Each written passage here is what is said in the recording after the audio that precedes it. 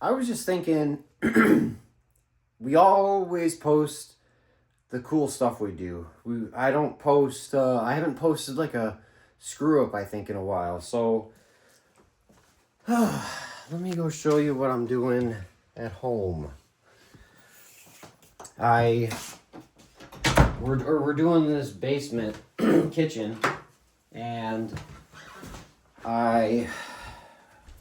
the cabinet doors all had, there was two types of poles that were supposed to go on. One was like a graspable one, long, like 5 inches, and the other one was just like a 1x1 square, basically.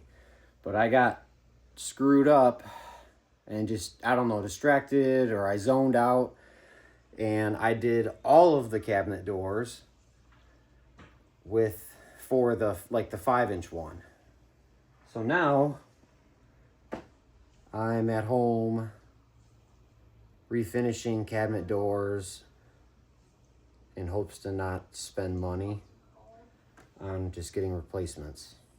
And I can paint really good, so this is what we're doing. So these ones were all for the island, and they were supposed to get just a 1x1 square up high, so when you sat down at the island where the bar part was, you didn't like crack your knees on like this big 5-inch one. So I had to fill all those. Let me turn this around now. So these have been filled and then primered and paint, all of them, and then sanded with 400. You can't feel, or you can, you have to like get a fingernail to feel anything, but you can't on most of them, if at all. I'm seriously not sure if my mind's playing tricks on me, but I'm pretty sure I can't feel my nail on any of these.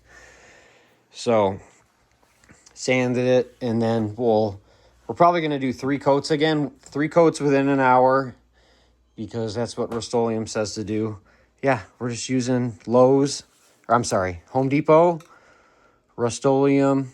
They're satin black, canyon black. It's crazy.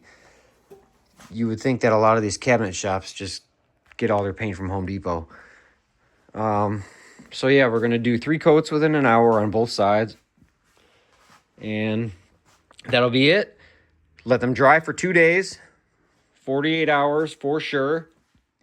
And then we'll use 800 grit sandpaper and wet sand. We're going to wet sand all this, like you see people do, or old school, like for doing cars.